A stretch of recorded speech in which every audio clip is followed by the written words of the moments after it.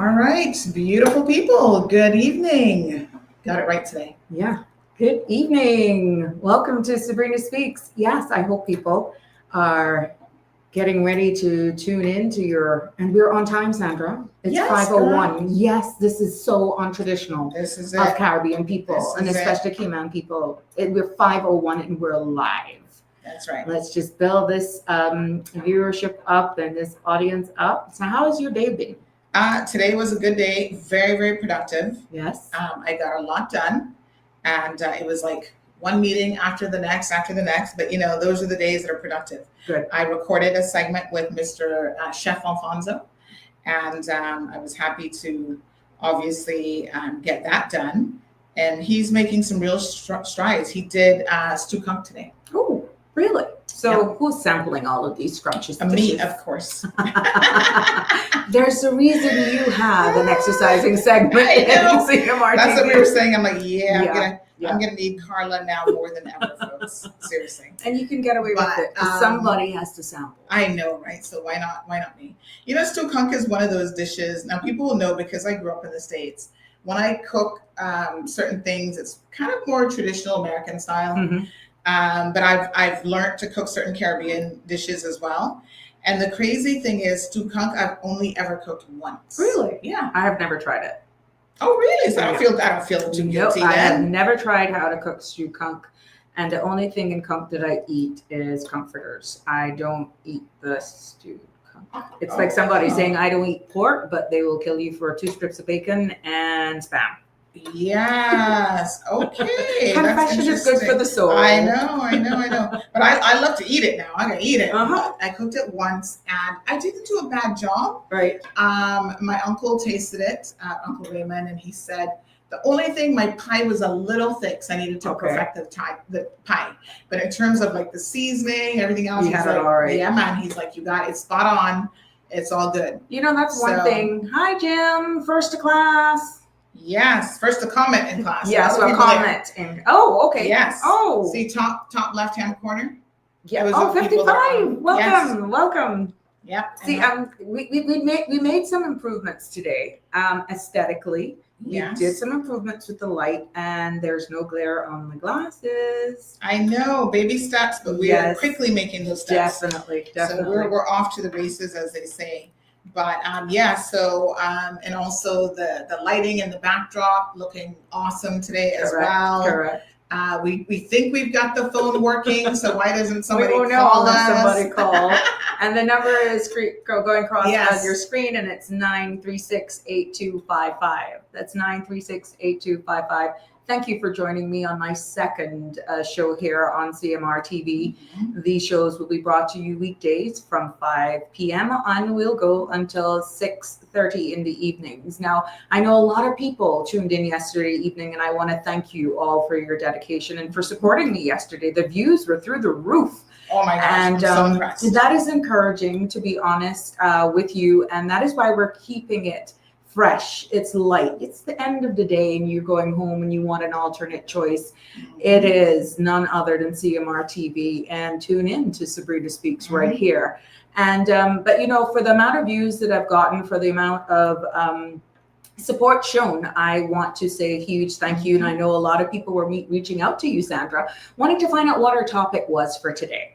Well, we understood, like how it is, Murphy's Law, that we started yesterday. We had some issues with the phone, and we're hoping today that has been resolved. I did not switch to an Apple. I continued with the Android, but I did change my phone. And, now we are hoping that people will be able to hear all of our callers who called in to support the show. But you got a number of persons asking what would we be talking about today. Absolutely. It is going to be open mic for this entire week. We will dabble into various subject matters for the very same reason that it is my first show. I'm learning the boards. I'm learning how to get all of these messages, see how much viewers are there. There are you almost need to be an octopus in order to get this right. So in all honesty, I didn't feel it would have been fair to my invited guests if I was still trying to work it out, and it wouldn't be of justice to them. So I ask you for your patience just for this week, that they're not hard-hitting topics. Not to say that we won't be delving into them should the environment change and something is very topical, which we will dabble a little bit in today in the minimum wage, because we realize that is very topical. Delicate balance. But for this week alone, it's going to be a lot of open mic. The plans moving forward is that I will have invited guests on my show that will be joining me. And if you've been on Sandra's show in the morning, it'll be the same format. And then Friday definitely will be open mic again, because it's all about you, engaging with you, making sure that you are a part of this family here on Sabrina Speaks. And if there's anything that comes up from that open mic segment on a Friday, then definitely it gives me the opportunity over the weekend to go and research and come back fresh the new week and address them. But as we go along, your suggestions are more than welcome. But we're booking guests for the show are concerned. I'm not looking at filling that calendar before next week, just to give this week for me to get more comfortable, for me to make the necessary adjustments, and also how to work this board. So feel free to call us. Again, it's open mic 936-8255. We would love to hear what's on your thoughts, and what's in your thoughts, what's on your mind. Share it with us right here on Sabrina Speaks. So some of these comments are hilarious. What did he say? Vernita says, a pleasant good evening, lovely ladies. Make sure that the airplane mode is not on, because this morning everybody's like trying to call to win prizes from Health City and they couldn't. And they're like saying your phone says it's out of service and all kind of stuff. And I messaged Flo to say, what's going on? Your phone was in airplane mode? Yeah. Travel this weekend, forgot to take it out. You did not have that TV. Iva, are you drinking Milo? She says, that's my Milo girl. No, look here. Yeah, this is your Milo girl. Iva, and I have a story that about goes Milo? back. Yes, goes back over a decade when I was a talk show host over at Radio Cayman. And to this day, I still drink Milo at night. There's no shame in my game. You will get to learn about me. And there's nothing better than a good cup of Milo and some camembert bread with a little bit of butter. Yeah, you see all of this? But it is what, you know what? It's appropriate. Yes. All of this, but look, what does this cup say? Don't judge me. And I pulled out Sandra's cookies. Lord. Let me tell you something. To all of my fans and all of my supporters, those cookies are addictive. And I'm really not a sweet tooth. No, I'm really not a sweet tooth. But in chocolate, it's more milk chocolate for me. Chocolate covered cashews, and it's the milk chocolate or that sort of stuff, or white chocolate. That's my favorite. But Sandra, last night I was downstairs, girl, and I couldn't stop. So I brought them in the studio, which, by the way, there's no eating in here. So I'm just gonna be looking at You just broke the rules. I had to bring you cookies in here. But yeah, no, I've been really good. Actually, I haven't had any yet.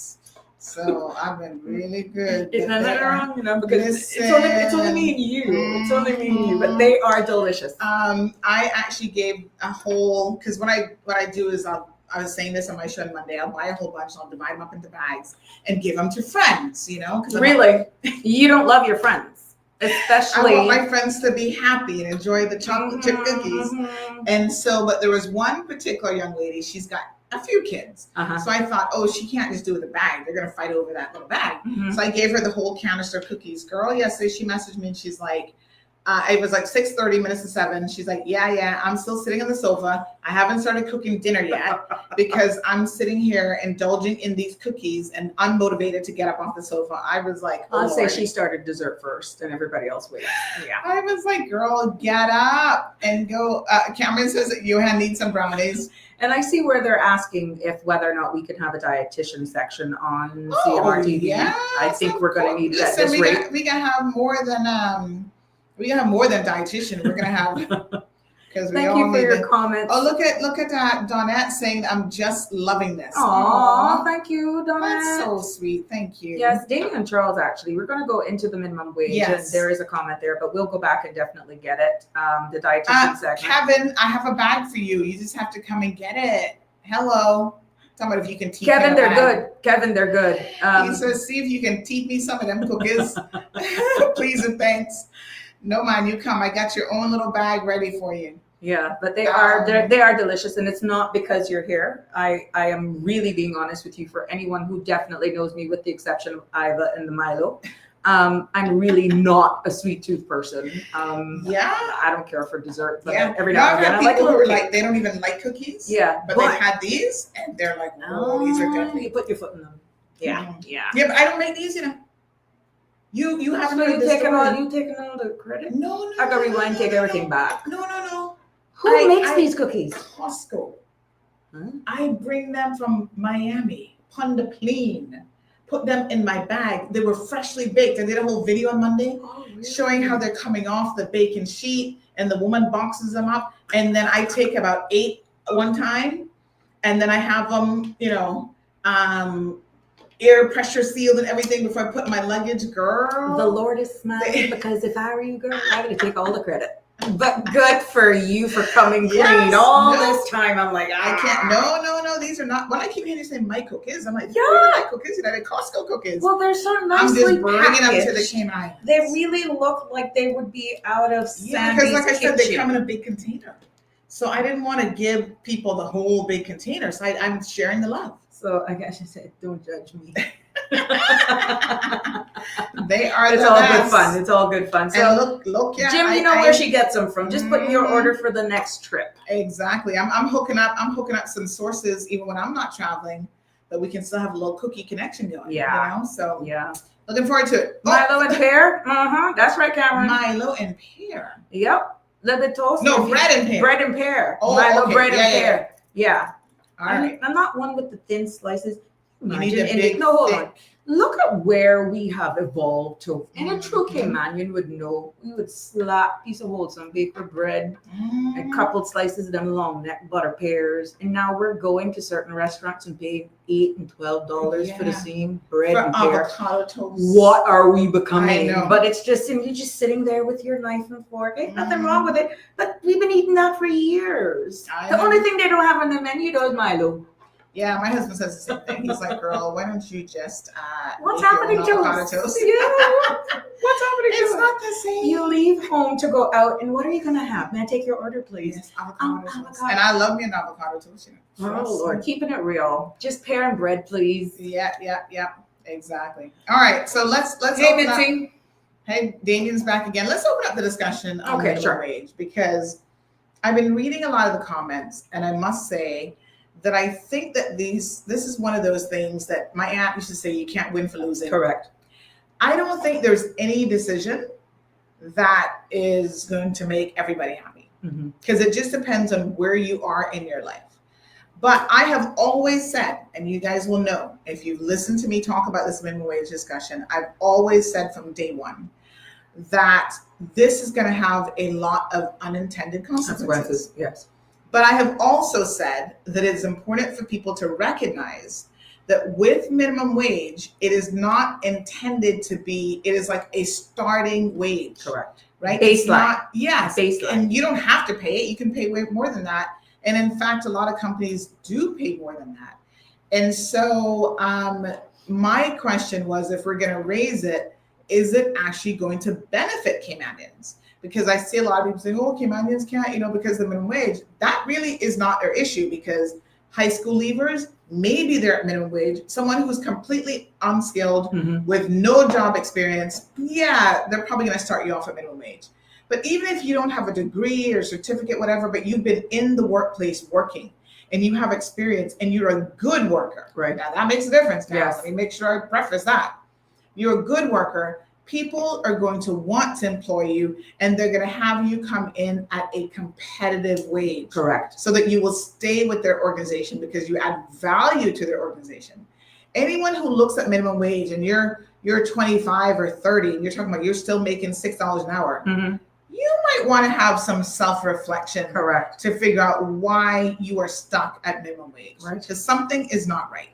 Well, that speaks volumes of the organization as well. That's for Caymanians. Now, Yeah. I know that people take advantage a little bit of the expat population. An industry. And yes, and there are some industries that you get paid minimum wage because, like sales, they want you to push to maybe get a commission on top of the minimum wage, hospitality, you get grats Right. and tips and other things. So, they're going to pay you the bare minimum in terms of minimum Correct. wage.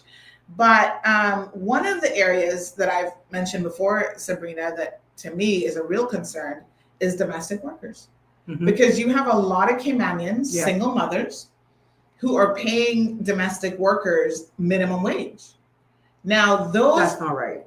But they may not have it. correct, because Say they're making $10 an hour and they're paying $6 an hour for a portion of their day for someone to mind their children. They're at a disadvantage for that. This is where daycare and care worker services can be really difficult, especially with children. Because then you find yourself in the quandary. There's some parents who said it doesn't even make any sense for me to work because I'm paying that all back out in childcare and medical. Yeah, and all that good stuff. So I might as well stay home with my kids. But you can only do that if you have a spouse who's working and who can afford to support two of you and the family.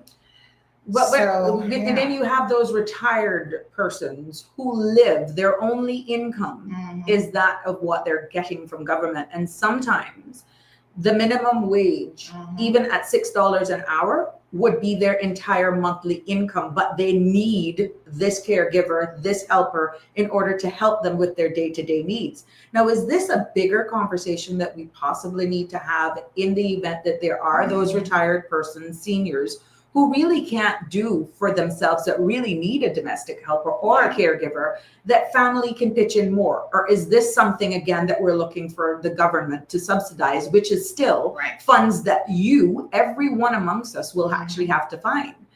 It is a delicate balance, because I know for a fact, we know that our sister islands is an aging population, and we're going to have to delve into this even more. And I encourage the Caymanian community, when these discussions, are going on. This is already passed in the floor of Parliament to start the minimum wage now at $8.75. And I saw a question come up here from one of our audience, asking what happens if somebody's right now at $8 or $9. Yeah, that's fine. Nothing happens because they are still above $8.75. So it is really to the discretion of those, and I'm going to use this word so people will understand what we're saying.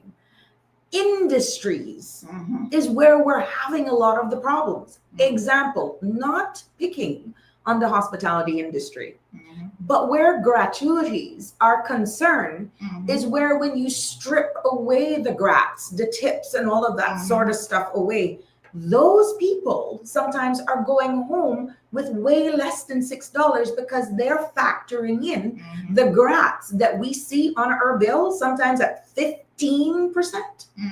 They are using the differential in that to subsidize what should be minimum wage. That is a bigger conversation. So really and truly, when you're looking at it, even from domestic helpers to people in our supermarkets, it is publicly known that, for example, one particular supermarket has paid their staff a minimum of $10 an hour. So it's not like this $8.75 will impact necessarily a lot of organizations who are already paying their staff $8, $10, sometimes $11 and $12 an hour. Example, construction industry. A lot of those construction workers are actually taking home $12, $15, $20 sometime an hour. So it's really, I think, the biggest conversation, and what's really topical is getting a team to look at the industry that is just exhibiting unscrupulous behavior and playing with people's income by using grats to subsidize really what the baseline, as it is right now, $8.75 or January, sorry, $8.75 an hour. Look more into what they're doing, and maybe that will help. And who to tell? That will attract more persons into those industries. If somebody is like, you have a watchdog, a committee, an oversight group, enforcements. Your legislators have done their job. They have listened. They have started to move the ball. But who is responsible for overseeing that unscrupulous behaviors will not actually happen? And the sad part is there's even lack of enforcement now, right? With people not being adequately compensated. Even at $6 an hour, there are employers who take advantage of workers. And so how does the oversight become any better just because you're increasing the minimum wage? They're making them pay for their work permits. Some of them don't have health insurance. They're not paying pensions. And know now that it's not just the minimum wage that they're responsible for, but all of the associated costs, which includes your pension. That's a direct cost that will increase as a result of the increase in the hourly wages. So it's not just minimum wage. Right. And if you're a small business, I'll be honest with you, if you're a micro business and say you have a small retail store and you only have a couple workers, for you, depending on what you're bringing in, it may mean now that you're going to have to shut down shop because it doesn't make any sense for you to be paying that out. I see a lot of comments. Meaning the overhead is so high. Yeah, because between that and the pension, health insurance, and other things, you may find that, you think to yourself, I either work the business myself or start doing something a bit more innovative where people do the order online, it's just delivered. Correct. So here are some facts, right? $8.75 per hour was the proposed minimum wage under the last government, which Sabrina, obviously you were part of. Yeah. You guys received the report from the Minimum Wage Advisory Committee. That was their recommendation. They did extensive research for months. And I must say that they came up with this figure of $8.75. It wasn't just a random number, but they were looking at a couple different price points. And they also then spoke to a lot of businesses in industry. And they said that the businesses that they spoke to, and I don't know exactly, I can't remember the figures of how many, but basically those businesses said, you know what? This is the amount that we could do without it substantially impacting our businesses, where we're either going to fail and have to shut down shop or pass it pass it on to the consumer, because everybody's now scared to death. Like, what does this mean? Correct. For grocery stores, utility companies, whatever. But like Sabrina said early on, the truth of the matter is most of those people are not paying below $8.75 anyway. So it's not going to have a direct impact. Now there is an indirect impact, I suppose, but there will be no direct impact. So let's look at some of the figures now that were taken from the Minimum Wage Advisory Committee, right? They said that there should be no exemptions from the increase in minimum wage. That it should apply to all sectors. And the report specifically stated that it is to be done for domestic workers in particular. And again, if you're not paying your domestic worker that, then obviously you're going to have to make adjustments come next year, January of 2026. So they're giving you some time to kind of get your affairs in order. So Caymanians who are going to be having a helper work from 7 a.m. until 5 p.m. Monday to Friday have to pay approximately $1,750 per month starting in January. So if you're paying your helper less than that, so you're at $1,500, you're now going to have to bump that up. If you provide room and board for your helpers, then that would be reduced by $1.50 per hour. So the amount would be $1,450 per month. And when it came down to trying to figure out who actually is impacted by minimum wage, because this has always been my question, how many Caymanians are in that group of people who are being impacted by minimum wage? So here's some figures, right? Approximately 10,400 people are on minimum wage. That's $6 per hour. Of those, only 2,395 are actually Caymanians. So let me do the math on that. 10,400, I'm going to pull up my little percentage calculator here. If somebody can do it online quicker, feel free to do so. So 2,000, let me just see here now. What did I say? I said 2,395. Okay, so 2,395. And it was 10,400. Okay, let's see what that. So that's 23%.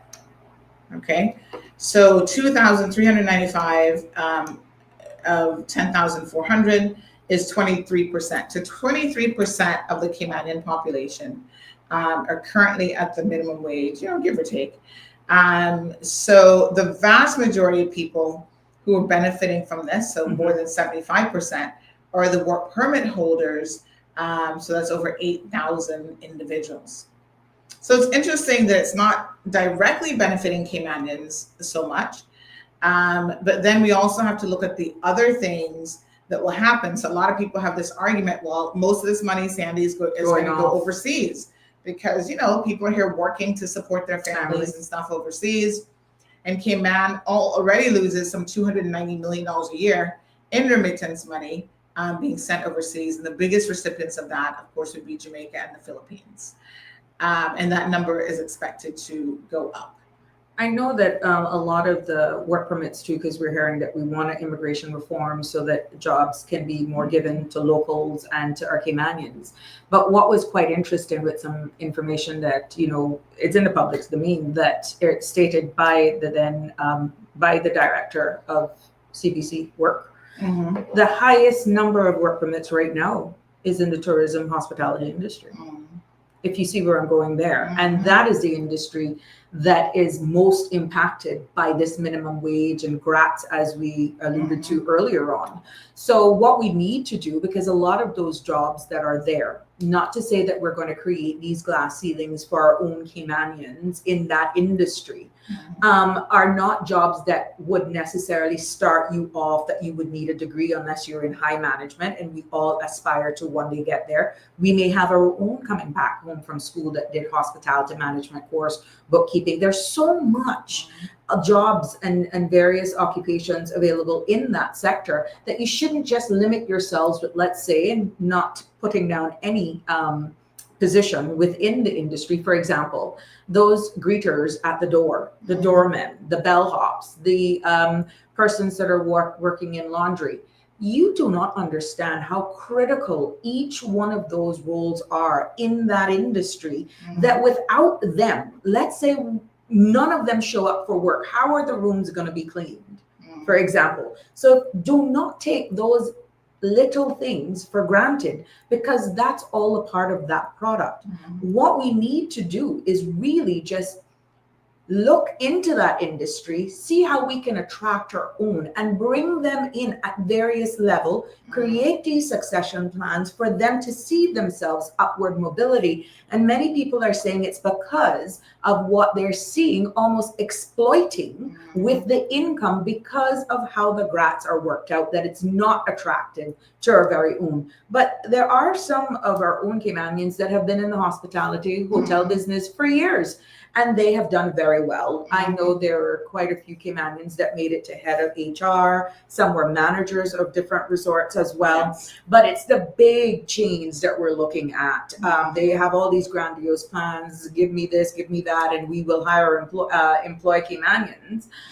What happens after 6, 8, 9 months to a year is the problem. But we need to really attract, and we need to really delve into industries. And like you rightfully say, how are we going to deal with the domestic helpers? How are we going to deal with those caregivers when in some cases, the only income these households have are what they're getting from their pensions or what government is subsidizing them with? And many a times when you add that all up, their income is way less than what they would have to pay their staff to be in compliance with labor law. Please feel free to share your thoughts. Give us a call, 936-8255. Let's see if we've mastered this board here this evening. Give us a call. You can call us also on WhatsApp too, huh? Yeah. We got WhatsApp as well, 936-8255. We are seeing some conversations. Yes, it is open mic. I think somebody here, Ms. K, said that they had a question to ask me and hope I'm not offended or something like that. I think we missed quite a few comments. Yeah, so let's go back up.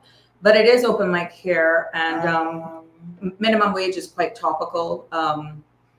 So we thought that it was important based on the feedback, based on the conversations that we're hearing, to bring it up here this evening. Absolutely. So Damien, and by the way, it's going to be a little bit of a short show today because there is a UCCI graduation at 6 p.m. And it's 5:30 already. So, yes. So if you're just joining us, welcome to Sabrina Speaks. Every weekday starting from 5 o'clock until 6:30. This evening, we're going to go a little shorter just to make sure that we can provide coverage for that graduation ceremony. And congratulations to the graduates. Yes, 2025. Absolutely. So Damien says that it should have been a tiered system, which means he said it should be tiered to certain types of employment. I think the reason why they didn't really go in that direction, to be honest, is it adds a level of like complexity to it. That it's like how many different types. Even people who work in, for example, the food industry where they do the whole grass and hospitality, right? They're confused now by what is supposed to be happening in their industry. And I think it is more challenging for regulators to manage it when you've got all these industries all over the world, as opposed to saying everyone will be at the exact same minimum wage. Another proposal was actually do it like how you're doing it, eventually to get to 10 nationally. Do exactly what they were implementing now, start January, then you do another, let's say 4, 5, 6 months, then you bump it up by $1 or $2, so that you're giving businesses the opportunity to prepare for whatever the next. But again, we got to keep on this to see exactly where we're going to end up. Will we end up nationally that it is end up being $10 an hour? But the start is what was passed in the last sitting of Parliament is $8.75, but that is just a baseline for anyone working in the Cayman Islands. It doesn't mean that if you're, that's interesting, Sandra. There was a question that asked, if I'm making $9, does it change? But because it now going to $8.75, I've had one person question whether or not you drop it to $8.75. Again, more discussions, more part. So they're asking, but national is $8.75. Yeah, I don't think so. Like I said, again, it's not impacting most people in any event, right? 10,000 people out of a population, overall population, including SBAT, of what are we at now? Close to 70 or 75 or whatever. 80, 90. That's still not a significant number. So, they're saying it's a livable wage, and that's why it is going to go up a little bit, but it's not going to positively impact the lives of most people here. But how does the banks look at that? Because that may be a differential. 6 versus 8.75 is $2.75 more. In terms of qualifying for like loans, even a piece of loan, a piece of land or something. So we got to look at that as well, because then that goes right into the topic of home ownership. Even at $8.75, you're not making that much where you can probably qualify. But it's still better than 6, because some people were stuck at it. So tell that to somebody who's saying, I feel stuck because my employer, my organization hasn't really moved me from what they say the basic is. And I'm ecstatic for $8.75. I think what somebody needs to do, like if you're stuck at $6 an hour and now you're going to be stuck at $8.75, right? And you're always stuck at minimum wage, you need to see how to move yourself out of the minimum wage bracket. And I've said this before. The only way that you do that is upskill yourself. But even with some upskilling, they're saying, we have heard Caymanians say that these are glass ceilings that are created in some organizations. And I know we're kind of digressing, but there are so much other elements to this minimum wage and progression of our own people that we really need to come together, hear exactly what's being exchanged, but a lot has to be looked at how our human resources legislation and how that actually, not to go in a dictator style to some of these organizations, but I think that's the biggest culture where people are feeling no one is prepared to give me a chance, even if I'm in the organization, because it's just based on who's in charge of HR, what nationality, whether or not they're Caymanian or not. And that's broadly defining that. That they feel that many times they are stuck in a corner and they can't move because of favoritism. Then you either move to another company, right? Because somebody else will appreciate you more. But then the culture doesn't change, and we want to try to get it where everybody has that opportunity for upward mobility. Especially in your own country. Yes, or you become self-employed. Correct. There's always that There we go. Content creators. So let's read a few of these comments.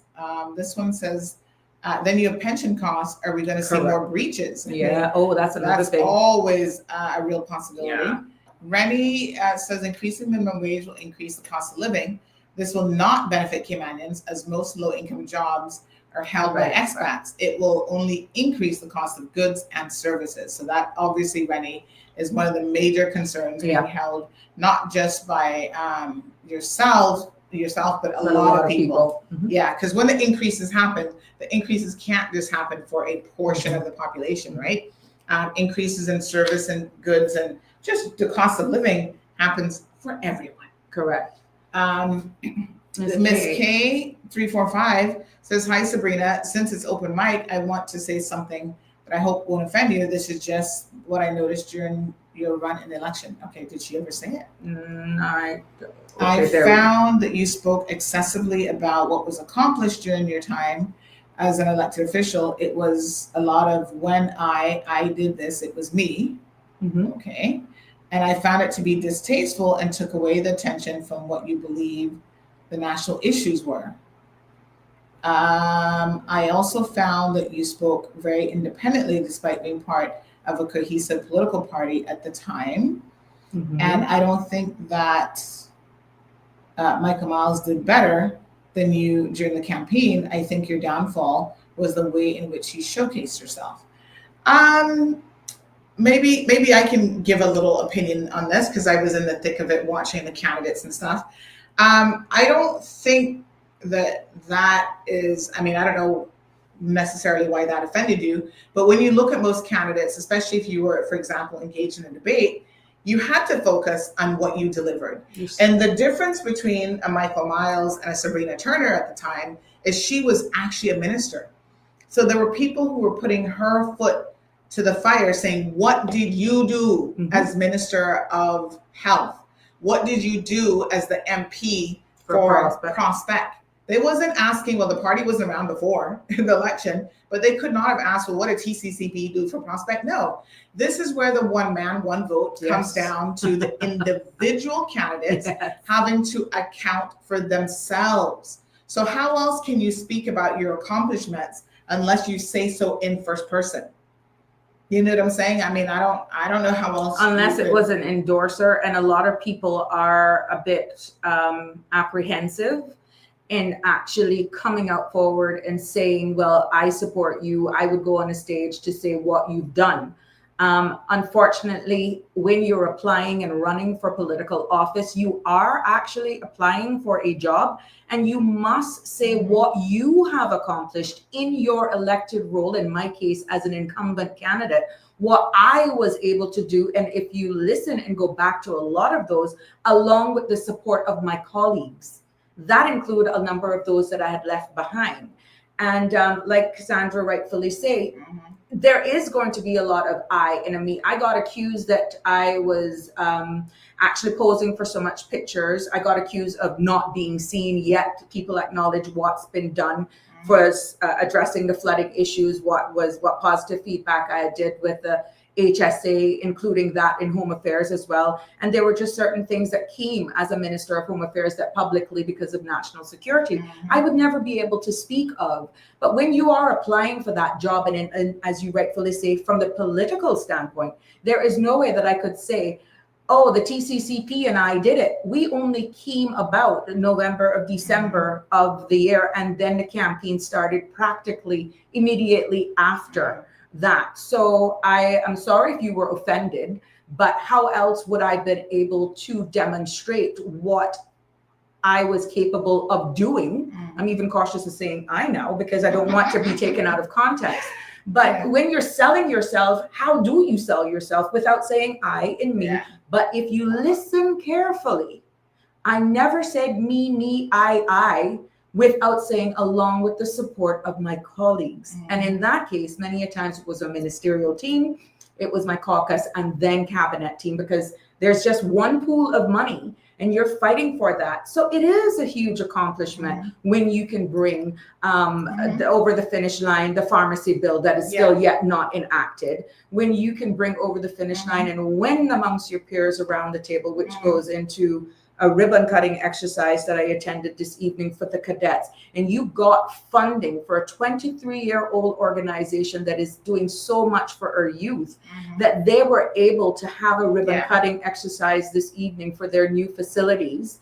it is something worth talking about when under your administration that you can demonstrate that you fought for funding successful with the support of your cabinet and caucus colleagues to say, for example, with the cadet, that they now have a fire cadet arm, they now have a sea cadet arm, they now have a new headquarters, they're now able to offer training. They had sent people over to Australia. They have sent people to Washington. They're sent people to Barbados. That is giving the Cayman Islands cadet and building those memorandums of understanding. So these young men and women actually can see careers, meaningful careers in the uniformed services.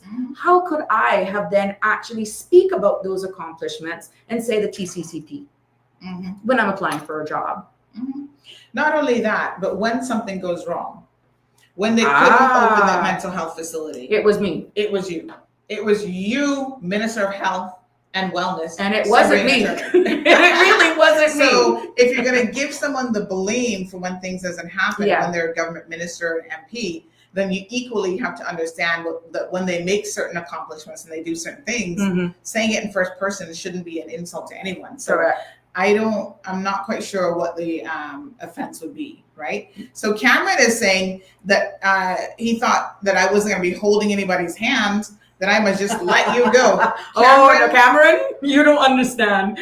This Cameron, is teenage voice because she's here. For you to say that, because you don't know what you don't see. And this is always the case. I tell people all the time. People be cussing me, cussing Ma, really this not. I said it's easy for you to do that, because you don't know what isn't posted. If you guys knew the stuff that I did not post, trying to protect some of your children, the ones that do get posted are in the extreme, you would be like, I get why Sandy had to post this. So there's a lot that you don't know that is happening right here that makes this show look effortless. But they wouldn't understand the 2 a.m. mornings, the courses, the literally pulling your hair out of your head. You have to come here and be composed. I'm not holding Sabrina's hand, which I needed. I need it. This type of show, doing a live show, because everybody else except me and her so far, and I don't know who else will go live, have the benefit of pre-recording and editing their content. She doesn't have that. I wasn't given that option, though. Be honest. She threw me under the bus. So she needs the support. You know, there's a lot of things here with this board. You guys see all the pretty lights and stuff. But you guys have even seen me some days it don't work. And I'm like, what on earth is going on? See, I put in here little things for you so now you can get your kaboom button. Well, I heard it here. Did you guys hear it? Please give me a thumbs up if you heard that. Yes, they heard the kaboom. Did you guys hear the kaboom? So there's a lot of moving parts. So this is not a hand-holding exercise. She's learning quickly about the comments and everything else, you know? So I would challenge anyone to sit down for a day and do what I do and then come and talk to me. It ain't that easy. Well, let me tell you something. It's like I actually did a commercial in the US for bariatric. I was the spokesperson for about 5 years for bariatric surgery. And they asked me to do a video for the organization that did my procedure. Sandra, because it was a capture on the beach, on Fort Lauderdale Beach. I was out of my bed from 3 a.m. that morning because they wanted to catch the sunrise, because it was a new dawn, a new beginning, and it shows this transition. And if we did not do at least 2 or 3, I would say 300 takes, by the time I was finished, it was almost lunchtime. And that was all morning, because you had to make sure that there were the helicopters in the background. We were on the beach, so you had those joggers, you had all of these things that impact you. But when you see the finished product, you have no clue what goes into what is finally being delivered. So don't underestimate this, that you just slap a camera on a tripod or hook it on your laptop and you just go live. There is not, because you're going to hold me accountable with what is exchanged here, and especially when we're sharing information and all that sort of stuff. I have to make sure that I'm doing this in a responsible way. Plus, it must be engaging, because we want our viewership to actually increase. This is a platform. This show is a forum for you to air, to ventilate, and we solve these things together. So no, you know, at the end of the day, what you're seeing is actually Mhm. what you call staging for content media, so that it creates that calm for you who are actually viewing us. But the work behind the scenes, you would really have to do a reality show, like a day in the life of Sandra, to really understand and appreciate what it is, or what it takes to produce something that is Yes. appetizing. And here's the, oh God, we gotta keep an eye on the time too, because of Yeah, it's the 5:46 UCC already. graduation. Oh my gosh. I know. But here's the thing, right? Sabrina has over 10 years, doing Business Buzz, but that was a very different format. Correct. Radio K-Man does hold your hand. Yes. You know, you sit in the studio and all she has to do, they even gave her show notes. I've seen them give people script word for word on what they want them to say, the questions to ask, the answers that you're going to get back from the person that you're interviewing, all of that. We don't do any of that on a show like this, you know?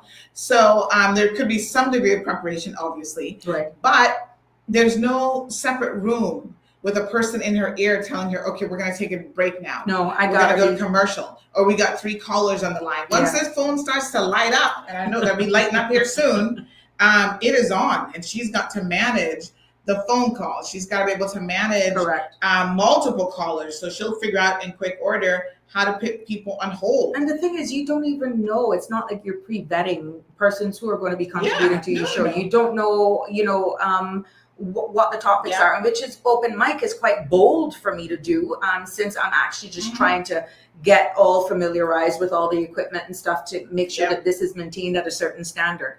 And it is one of those things that you literally are an octopus, because you have to be making sure that you're speaking and engaging with you, our supporters, looking at the boards, looking at the time, because you don't know when this CMR TV gets on. It ain't gonna be I got a 15-minute lag that I can go over because one caller took a little bit too long.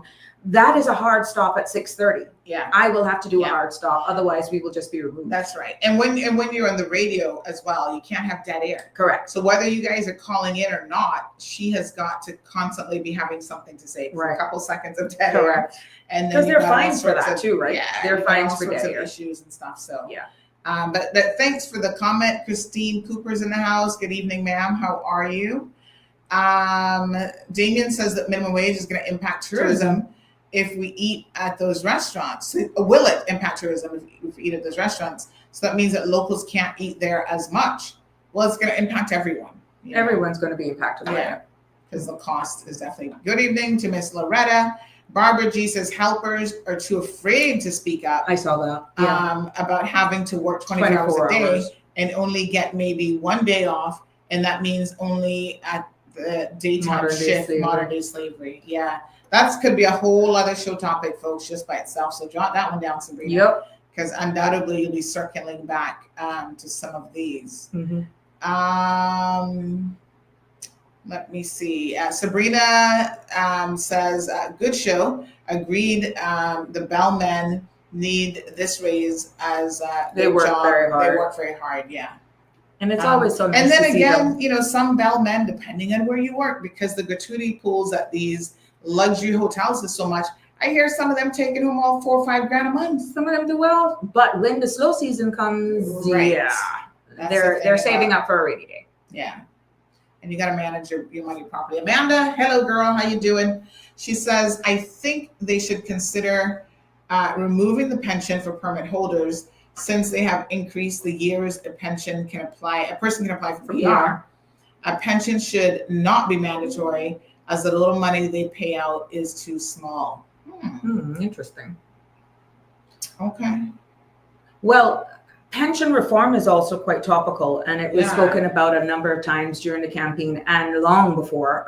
That has also been very topical. But what tops the list is immigration reform and minimum wage, cost of living. And when you do the priorities list of all of that, and if persons were listening to the Parliament sitting and you see what the priorities list for this administration that only goes into effect come January of 2026.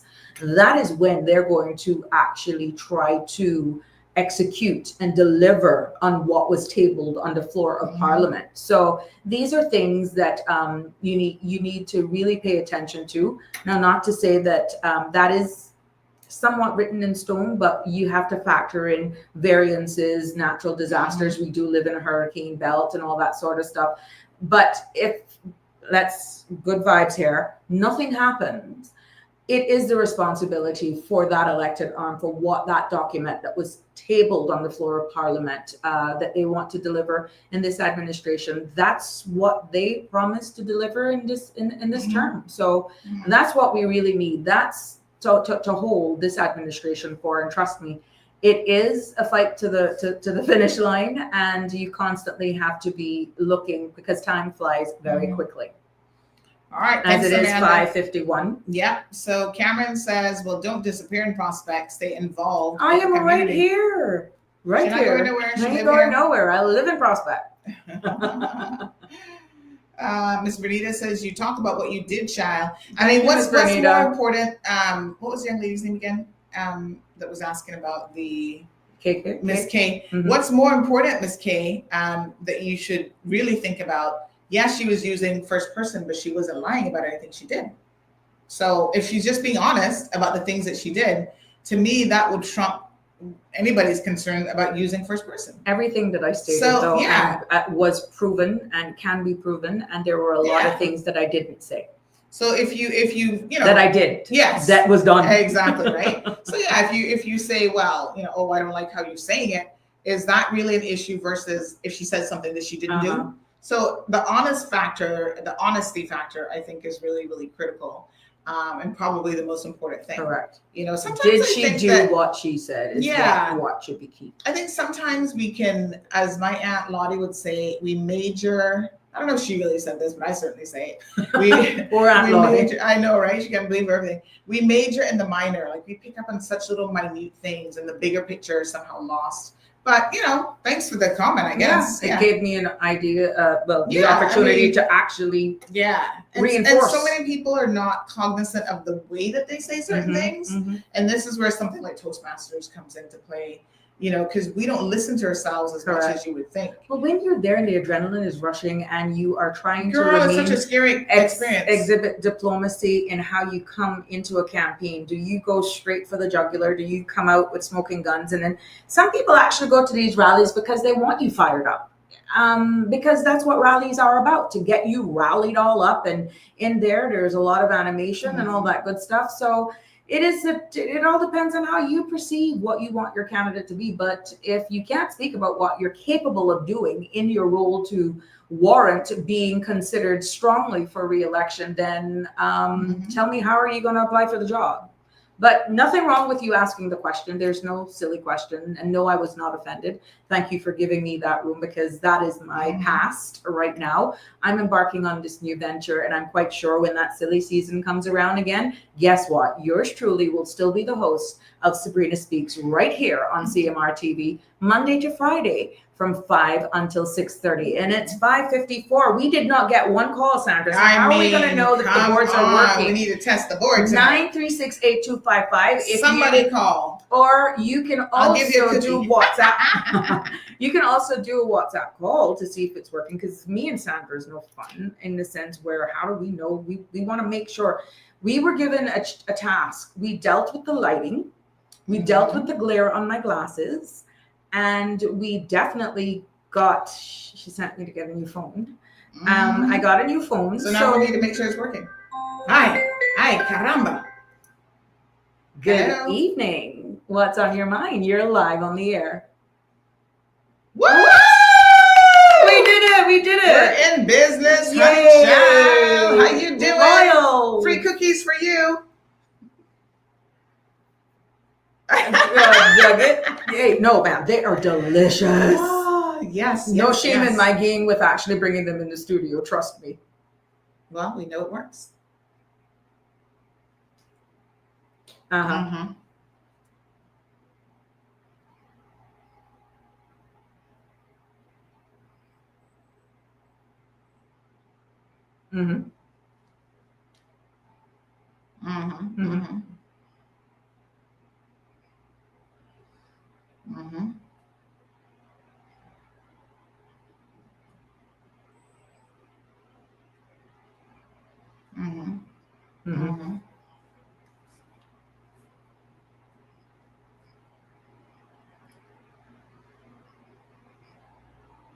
Mm.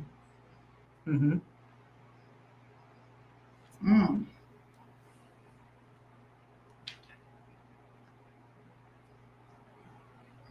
Mm-hmm. Okay, so hold on a second. This person says we're not hearing the guests on the phone. Should we be hearing them? Yes, Yes, you should be we hearing should be. them. So I'm glad that you told Thanks me for that feedback. So quite a few people are listening because they're calling to say they're not hearing. All right, so hold on, caller. This is why we wanted somebody to call. And at 5:56. Yeah, I'm hearing you, caller, but yeah, we just got the message that you can't hear them. So I'm gonna just look at a few little tweaks here, because now this becomes a setting issue as opposed to anything else. So in regards to your question, yes, whether thank you. or not there are any unintentional consequences for, go ahead again, caller. Okay, can I switch seats with you so I can actually see You can. your computer? Not yet. Not yet. And you see, when we're in here. Yes, Cameron, now you see why this is necessary. No, but thank God we got on pants. Oh my God, I'm sorry. I'm trying to squeeze my monkey. Jeez, We got on pants. Yeah, guys. True. Yeah, so we can't lie because you never know. Okay, let me see now. Oh yeah, see this input microphone is still showing. So why is that showing that? All right, so caller, let's see if the audience is hearing you. This is where I won't ask you to sing because I'm not so sure if you're good at karaoke.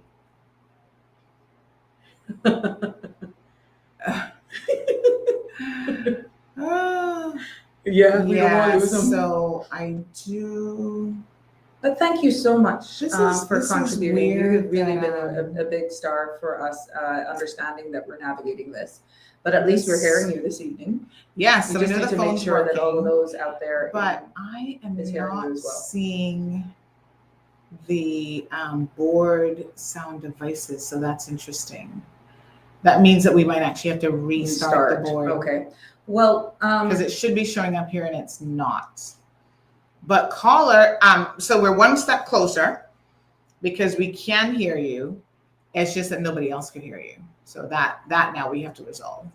Because see, all of this output device and stuff, we should be seeing the road in here. Okay. All right. Well, caller, can we engage you further on tomorrow's program on this? And remember, there's a press briefing by the government as well. So maybe there's more to come from that will directly answer your question, but we can definitely explore it. And yeah, but caller, I was gonna just say, you probably didn't hear us say this, but there is a 6 o'clock UCCI graduation. So we're gonna have to end this stream like right on time, a little bit early, in fact, tonight. Right. That's why we were encouraging you to come back tomorrow. Sorry. Yeah. But we kind of have a little time conflict. Then we know for sure it's working because what caller we know we're going to get. Yes, it's going to be you. Thank you so much. Anne said she's listening. Anne said she's listening from Massachusetts. Cameron talking about I turned IT technician. Yes. Yeah. Jack of all trades. Nope, Marlon's not here. I got to do it myself. So yeah, you guys can't hear the caller. Obviously, we want you to be able to hear the caller. So give us until tomorrow. Yep. But look at the improvements that we made tonight. Yeah. Go ahead. Question. Same number. Yes, same number. The same number you can WhatsApp. Yeah, and people can call that number as well. That's correct. All right. So it's 8255. So the UCCI's graduation is live. So we're going to end this show, and I want all of you to jump onto that and congratulate all of the young people who are obviously engaged in the graduation this evening. But thank you all for all of our persons who are tuned into there, and definitely I'm looking forward to tomorrow as we continue our conversations, and of course your participation is more than welcome. All right, guys, have a good night. Thanks. Thank you. Appreciate it. Good night, everyone.